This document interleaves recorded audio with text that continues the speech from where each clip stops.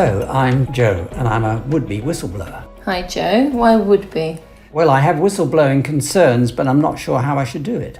Well, it's simple. Just think what, who, how, when. What, who, how, and when.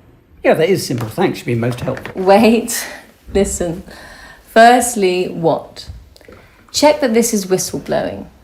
What are your concerns? Are they about wrongdoing, risk, or malpractice in the workplace that affects others? Yes, but the wrongdoing also affects me. But it's not a personal matter about your pay or your employment contract. No, it's not a grievance. Right, it sounds like these are probably whistleblowing concerns. The next thing to think about is what you say when you raise them. It's a good idea to cover certain bases to make your disclosure more likely to be protected by whistleblowing law should things go wrong, which we hope that they don't. To help with this, we have a whole other video on protected disclosures, which I recommend you watch. Thanks, noted. Secondly then, who? So when considering with whom to raise concerns, think employer, prescribed person, someone else external. A person can be prescribed, what, by a doctor? No, not by a doctor. It's not that kind of prescription. I'll explain in a minute. Generally speaking, it's best to raise concerns with your employer. Why? Well, they're more likely to be able to resolve things quickly, for a start. And you're more likely to be protected by whistleblowing law. Speak to your manager, or else follow your employer's whistleblowing policy if they have one, or speak to someone else senior to you whom you trust. If you can't speak to your employer, or that doesn't work and your concerns are still concerning, then consider raising them with a prescribed person. Yeah, but not my doctor. Not your doctor. Prescribed persons are regulators, generally, that the government has put on a whistleblowing list. It's easier for your disclosure to be protected if you raise concerns with a prescribed person rather than someone else external. Have a look at the list online and just ask yourself who might be able to do something about your concerns. Concerns about water pollution, for example, could go to the Environment Agency, or concerns about patient care to the Care Quality Commission. If you're not sure though, just give Protect a call for advice. Will I hear anything back from this prescribed person? Often no, unfortunately. It doesn't mean that no action's been taken. It's just that many regulators don't feed back to whistleblowers. And of course they can't investigate everything. But you'll know that you've put the concerns where they need to be. The rest is up to them. Okay.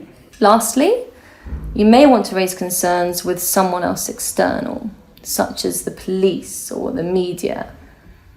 It's harder for this type of wider disclosure to be protected by whistleblowing law. But again, if in doubt, call Protect. So the main advice seems to be to call you. What can I say? We can be very helpful. Thirdly, how? If you think there's a high risk of retaliation at work, consider raising your concerns confidentially. So giving your name, but asking that your identity be protected. Can't I whistleblow anonymously? Sometimes, yes, but not always. And it's much easier for someone to investigate your concerns if they can contact you for further information. Mm-hmm. Also, try and raise concerns in a polite, professional, and objective manner. Not only are you more likely to be taken seriously, but if your employer reacts negatively, perhaps by dismissing you, because you raised concerns in an unreasonable manner, then you risk losing the protection of whistleblowing law. Right. Also try and raise concerns in writing if possible, or else follow up any conversations with an email summary of what was said. And try and keep a diary too. For evidence? Yes. But don't investigate the concerns yourself. You're not Sherlock Holmes. Alas. You risk breaching your own obligations to your employer or colleagues or clients if, for example, you start sending confidential information from your work to your personal email account. I won't, I promise. Finally, when? Timing is everything. So if you're thinking of leaving your job and you fear negative pushback for raising concerns, consider how urgent the matter is and if it can wait until after you've left. Won't I lose my whistleblowing protection? No. Whistleblowing law can protect you even after you've left your job. So I have a choice whether and when to raise concerns? Most of the time, yes. However, check if you've got a professional duty to report certain types of wrongdoing. You may, if you're a member of a professional body, like the General Medical Council, for example, or if your employer has a safeguarding policy. But most of the time, it is a choice, yeah. And I think that's it.